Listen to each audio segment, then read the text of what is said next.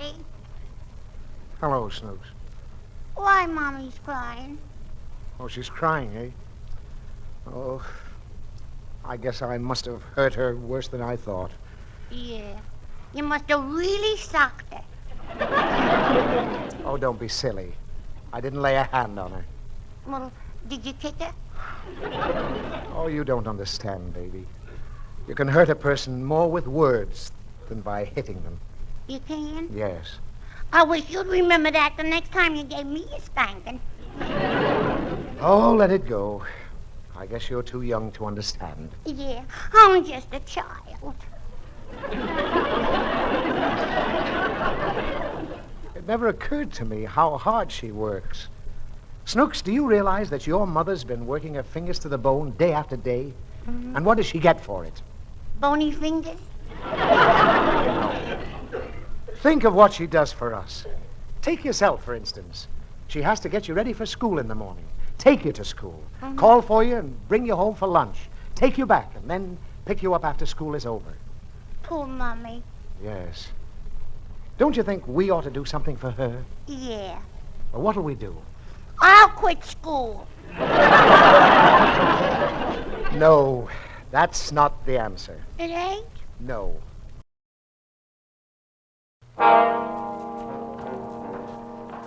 It was Thursday, March 9th. It was foggy in Los Angeles. We were working a day watch out of homicide detail. My partner's Ben Romero. The boss is Thad Brown, chief of detectives. My name's Friday. We were on our way back from the State Building, and it was 2:45 p.m. when we got to the City Hall, room 29. Handwriting analysis. Want to have a seat, Fred? Okay, thanks. I'll see if Don's around. Maybe in the back room. All right. Don Myers. Don, you here? Yeah, come in just a minute. Oh, hi, Ben. Got a quick job for you, Don. Can you spare a few minutes? Think so? Hi, Joe. Didn't see you. I'd like to have you meet Fred Galloway, state parole. Fred, this is Don Myers, our handwriting man. I know you. Got a couple of signatures here. I'd like to have you check them now if you can. No, I can try. Let's see what you got. You want to show him, Fred? Yeah. Hello, Duffy's Tavern, where the elite meet to eat Archie the Manager's bacon. Duffy ain't here. Oh, hello, Duffy. Big crowd here tonight. Crackpot O'Toole, Looney Mulligan. By the way, Looney is very worried. Well, his brother is in trouble again. He probably get out of it? I doubt it, Duffy. They electrocuted him last night. Yeah.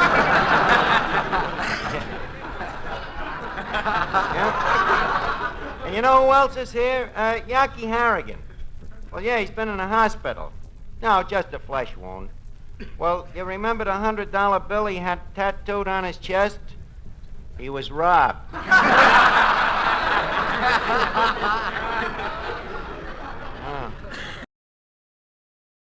Do you know the difference between truth and rumor?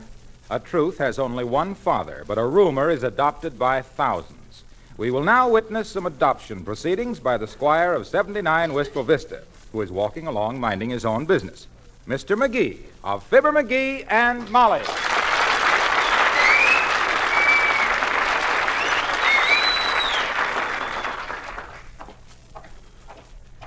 Oh, had a little pony and his name was Chief. Now he's on the menu as barbecued beef. Hey, McGee, wait a minute. Hey, McGee. Huh? Oh, hi, Joe. What's the matter? Look, McGee, you know what I just heard? No. Well, I just heard that you were going to come around the phone. No. Don't.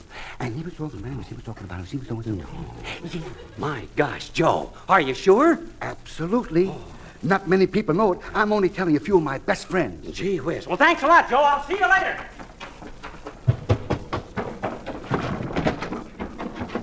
Hey, Molly. Molly, where are you? Hey, Molly. What's the matter, McGee? What are you so excited Hey, about? give me some money, quick. Come on, hurry up. Give me some money. I got to run down and buy a flock of trusses. Come on, hurry up. Hurry up. But why? You don't need a truss. I know, but a guy just told me they're freezing them at midnight.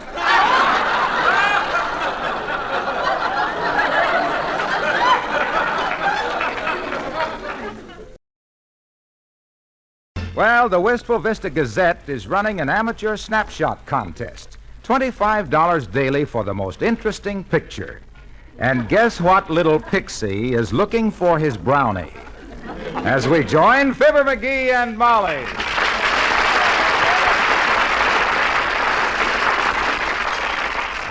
You seen it anyplace, Molly? Seen what? My camera.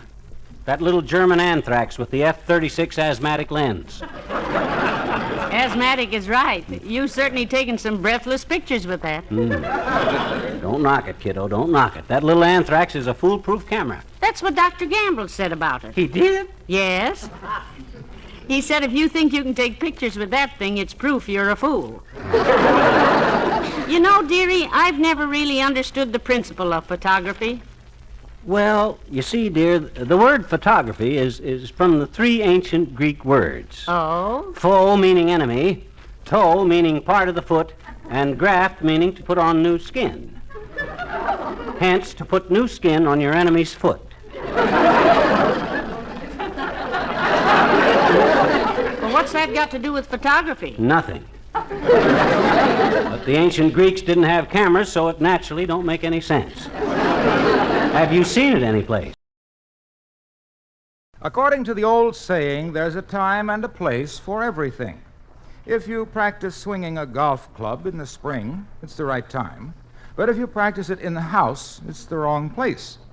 This makes a certain golfer half right and half wrong, which isn't a bad score for Mr. McGee of Fibber, McGee, and Molly.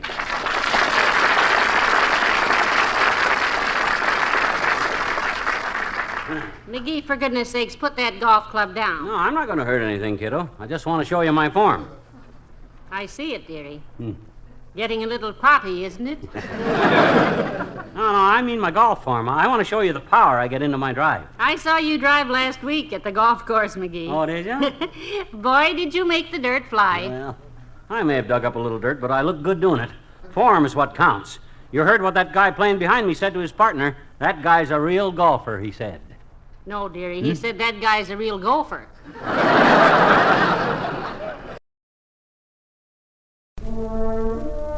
Fort Laramie, starring Raymond Burr as Captain Lee Quince. Specially transcribed tales of the dark and tragic ground of the wild frontier. The saga of fighting men who rode the rim of empire. And the dramatic story of Lee Quince, Captain of Cavalry.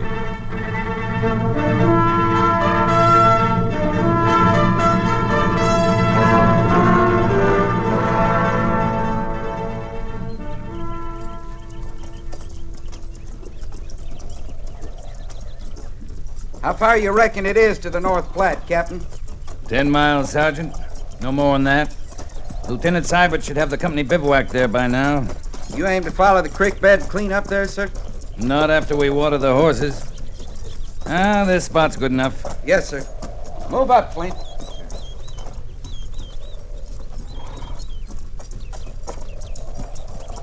Sergeant? Captain says we'll take a break here, ease those cinches, and lead the mounts down to the stream there and water. All right, Sergeant.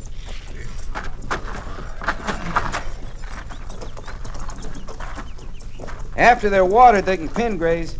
I'll mind them.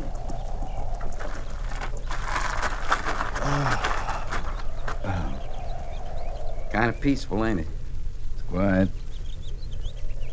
Sit down, Gorse. More comfortable than the McClellan.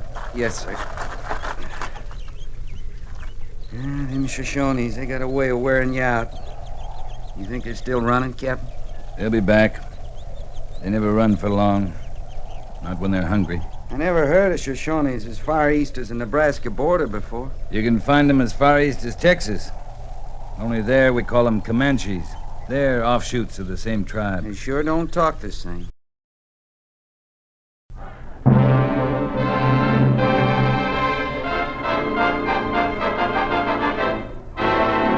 Mr. Who's this?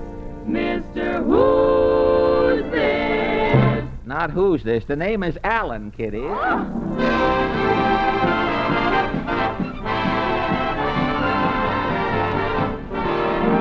The makers of Royal Puddings and Shepherd Cheese present The Fred Allen Show with Fred's guest, Gregory Ratoff. Portland Hoffa, Minerva Pius, Peter Donald, Parker Fenley, the DeMarcos, Al Goodman and his orchestra. And what's my name again? Oh, yes, Kenny Delmar.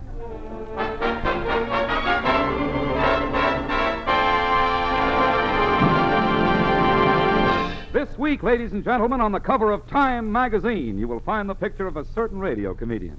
To prove that he is on time, here he is, Fred Allen.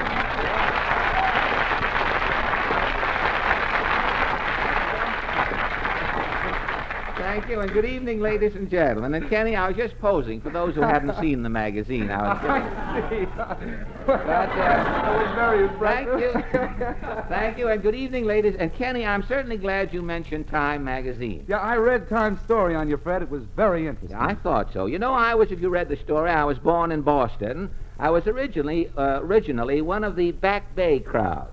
Today, of course, the bay is around in front. But the tide is in, too, I might. But that is life, Kenny. Sooner or later, we all go to pot.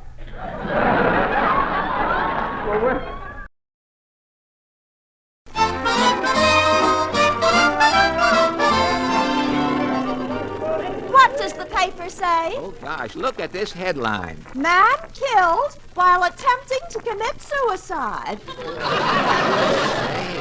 I wonder what happened. Oh, he had an accident. Oh, that's true. Say, here's an item. Look at this. Professor of psychology at Stanford University defends IQ test. He has IQ tests of children dating way back to 1921. Do you think a child with a high IQ is a genius in later life? Well, I wouldn't know, but let's ask some people now as we're walking along Main Street. This man coming by wearing the long piece of fly paper for a muffler. Pardon me, sir. Claghorn, say Claghorn's the name. Senator Claghorn, that is. Senator, your throat's all wrapped up. Yeah, it's that filibuster in the Senate, son. I talked for 48 straight hours. You did? What is a filibuster, Senator? Why, it's a politician who ain't got nothing to say, who keeps repeating it to keep a man who might have something to say from saying it. In other words? Filibuster's like the radio. There's a lot of people talking and nobody listening.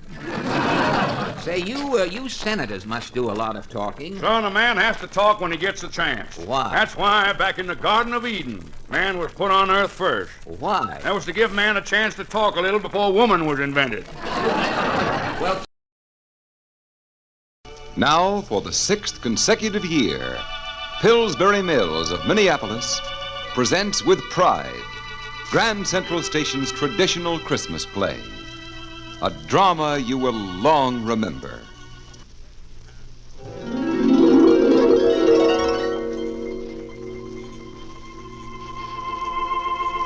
After the train from Albany pulled in, no one, not a single person, actually saw the young man with soft brown hair and soft brown eyes come through the gate. Still unseen, he walks the length of the great waiting room, now strangely tranquil as travel ebbs on Christmas Eve. Quietly, he goes out the door, down the street, and then up the broad marble stairs of the hospital. When the girl at the switchboard turns to him... What can I do for you, sir? Without saying a word, he gives her a card. She's startled by the name on it and instantly announces him to the hospital superintendent. Dr. Mason is here to see you. Mason? Dr. Mason who applied for an internship? Yes, Dr. Garrett, it is Dr. Mason from Albany. But that's impossible. Shall I ask him about the telegram? No, I'll do it.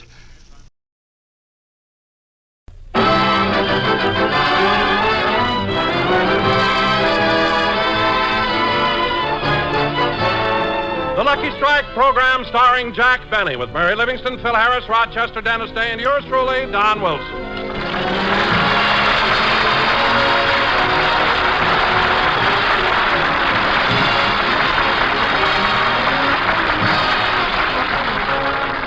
And now, ladies and gentlemen, let's get back to this morning and look in on Jack Benny at his home in Beverly Hills. Let's see. Maybe behind this chiffonier. I'll move it and look. Nope, not here. Maybe behind the sofa. Gee, not here either. Oh, Rochester! Yes, boss? Are you sure you hid the Easter eggs in this room?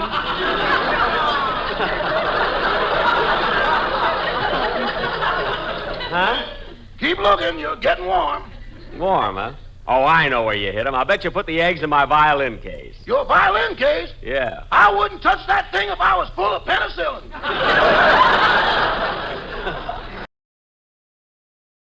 From Hollywood, the NBC Theater presents...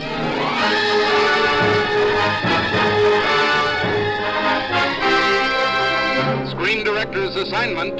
Production Suddenly at Spring. Director Mitchell Lyson. Star Fred McMurray.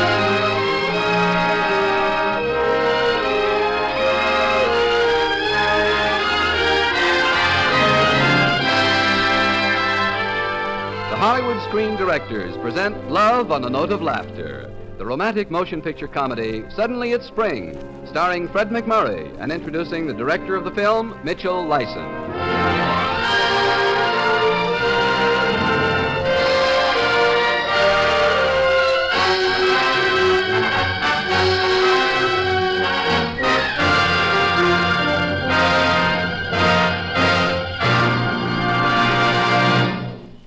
Our guest screen director tonight literally rode to success on a drawing board.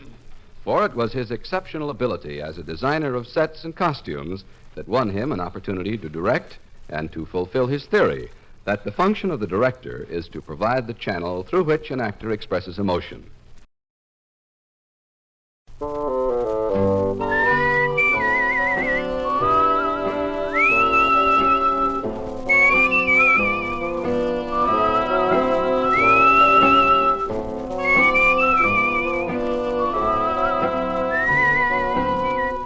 Here's Dick Powell as Richard Diamond, private detective.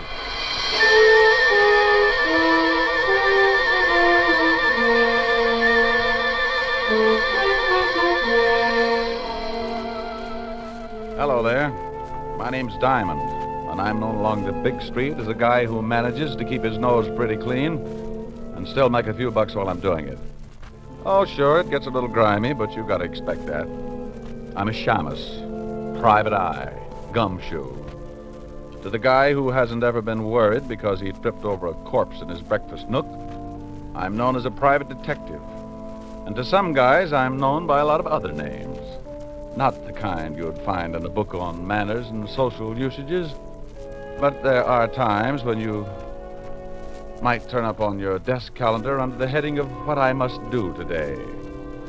Who hires me? How do I make a living?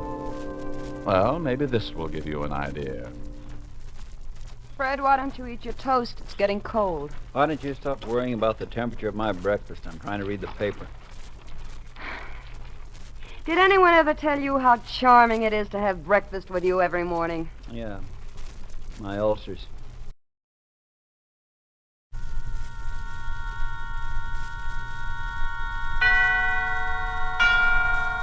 And now, tonight's presentation of radio's outstanding theater of thrills, Suspense. Tonight, we bring you a transcribed story of a man who used a gun once too often. So now, starring Mr. Joseph Kearns, here is tonight's suspense play, Hold Up.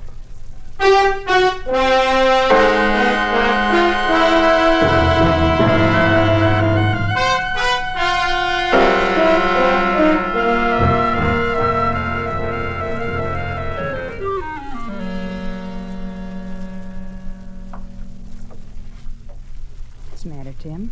What are you staring at? Never mind, Hazel. Open the cash register. Quick. Unlock the safety catch on the gun. You hear me? Tim, what's wrong? Never mind. Do what I say.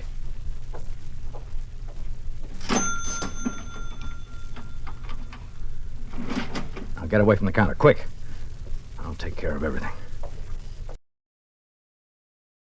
Today's story, The White God. Gentlemen, the Navy Department has today asked me to give ship owners this message.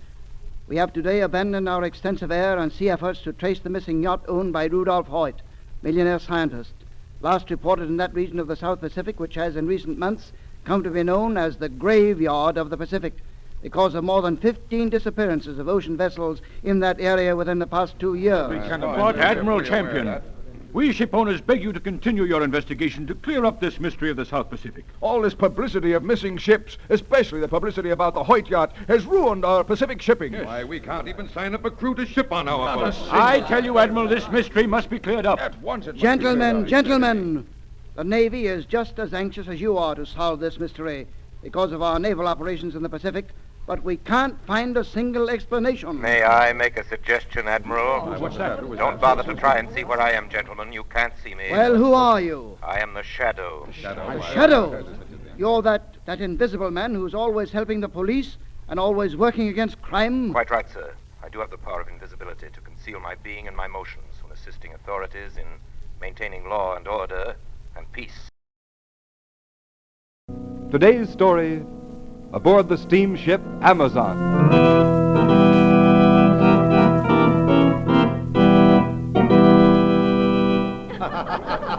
Randy! Randolph Todd! Come on over, Randy. Join the party! Hi, children. What's the celebration for? Jane's been lucky. She's in the money. She guessed right on the ship's run for the day. Yeah, come on and join us. Can't let Jane take all that cash you wanted to Rickawana when we dock tomorrow. Don't mind me. I just supply the money. What'll it be, Randy? Oh, nothing now, thanks. I'm looking for my stepmother. Anybody seen her? Oh, sure. She's over there with Dr. DeVista. Oh, yes. See you later. Oh, say, we're going for a swim in the deck pool. Want to come Oh, along? not this afternoon, thanks. Oh, I don't think you like us. Hey, it'd be a lot of fun, though, wouldn't it? Hello, Mother. Afternoon, DeVista. Sit down, Randolph. Oh, thank you, Mother. Well, tomorrow we'll be in Rickaguana. And from there on, it's going to be one great big party. Lower your voice, my son. Oh, no one can hear us in this corner. Time for the hush-hush is almost over. Well, it will be shortly. Well, I hope your little revolution is half as much fun as smuggling those munitions out of the United States has been. It will be more exciting, I assure you. When the revolution is successful, you will be a hero, Todd. My countrymen will never forget what you have done for them. Well, just as long as it's fun, I don't mind putting up the money. But you will make a fortune also. The people of my blood will show their gratitude in practical ways. You know, the more I think of it, the funnier it gets. The luxurious steamer Amazon on a pleasure cruise, with enough ammunition and guns down in its hold to overthrow 3 governments. Be careful, Todd. Oh, don't worry. Nobody knows about those boxes marked electric refrigerators. No one but us and Tang Soi. Yes. Night Beat.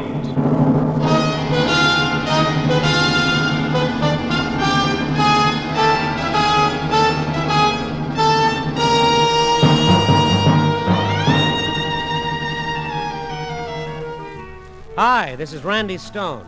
I cover the Night Beat for the Chicago Star. Stories start in many different ways. This one began with a stay of execution and ended with the death of a man's soul.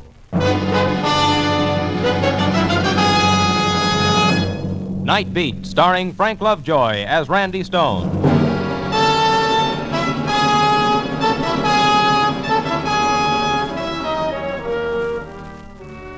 I didn't like it. I didn't like any part of it. It's bad enough that a guy's got to die without being constantly reminded of it. Okay, so you can't live forever. I know that, but when the time comes, it should just end quick, with no warning, no anticipation, no nothing. Just like that.